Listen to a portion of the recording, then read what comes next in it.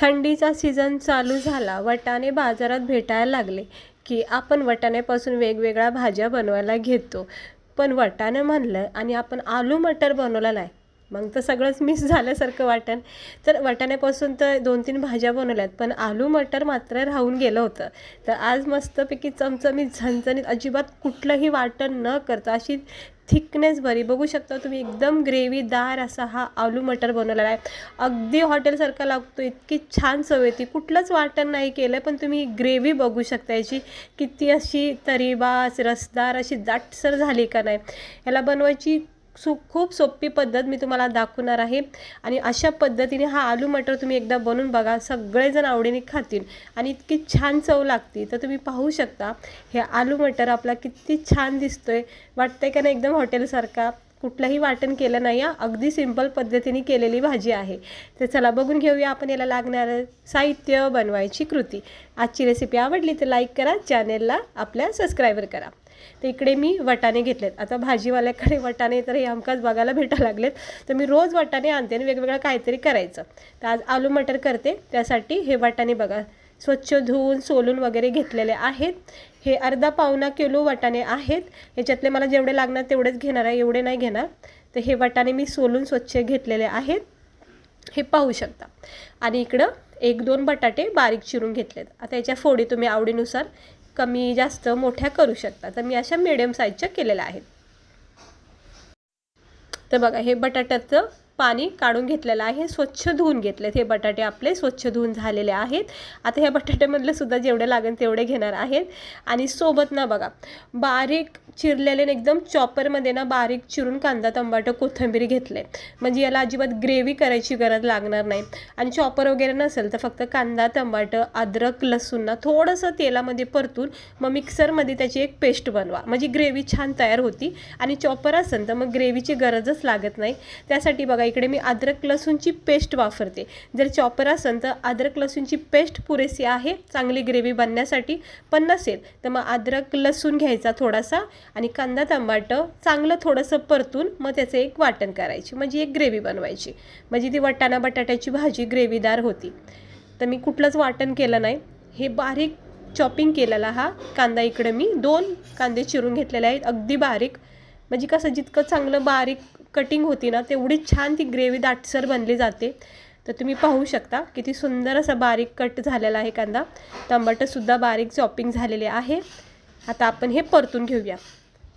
आता मी इकडे खडे मसाले वापरले नाही, कारण माझ्याकडे जे खडे मसाल्याचं पावडर आहे ना तर स्पेशल अख्ख्या गरम मसाल्याचंच पावडर आहे, त्यामुळे मी काही वेगळे असे मसाले वापरत नाही. तर तुम्ही बघू शकता हे इकडं मस्तपैकी असं मी अद्रक लसूण आता पेस्ट टाकणार आहे. कांदा टमाटर परतून घ्यायचं. छान अशी ग्रेव्हीदार भाजी तुम्हाला बघायला भेटेल, इतकी छान बनली जाते.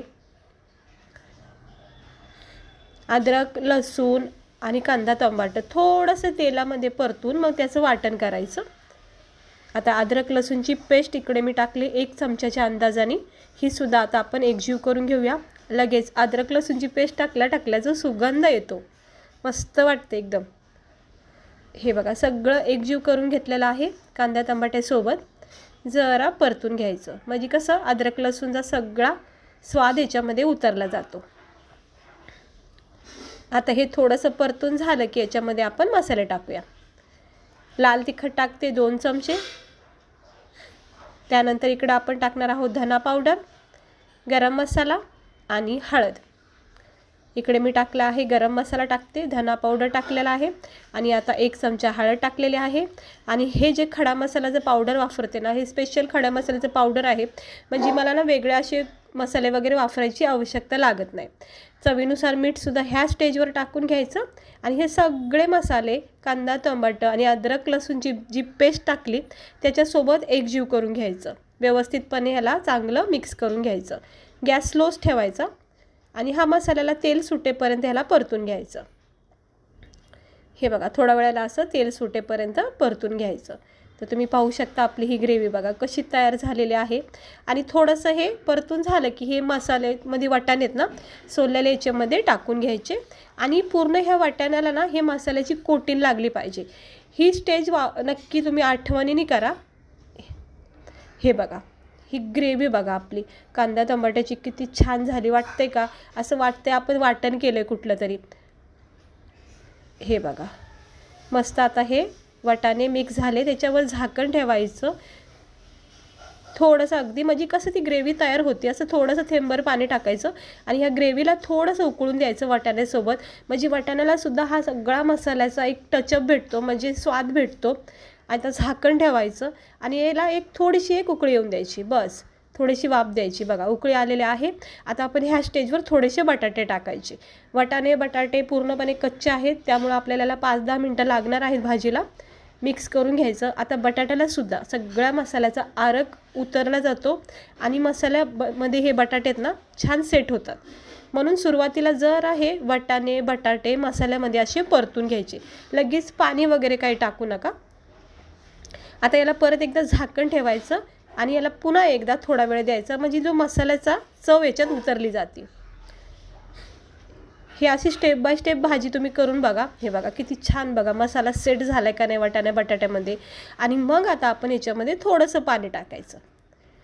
सुरुवातीलाच असा मसाला बघा बटाट्याला एकदम छान व्यवस्थित पॅक झाला आहे आणि मसालासुद्धा परतला गेला.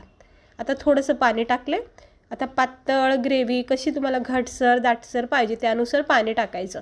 अगदी सुकी पाहिजे असेल तर मग थोडं पाणी वापरा. आता बस याच्यावर झाकण ठेवायचं. एक 5-10 मिनटं जास्तीत जास्त स्लो गॅसवर पुरेसे आहेत. हे बघा भाजी आपली शिजत चाललेली आहे. ही बटाट्याची म्हणजे आलू मटरची भाजी आपली तयार होत आहे खाण्यासाठी.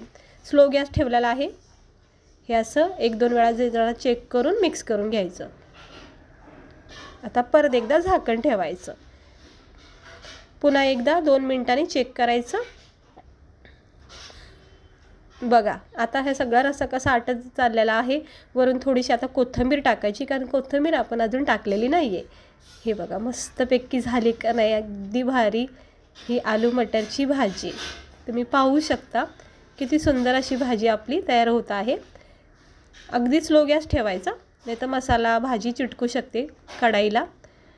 हे बघा बटाटा आपण चेक करूया.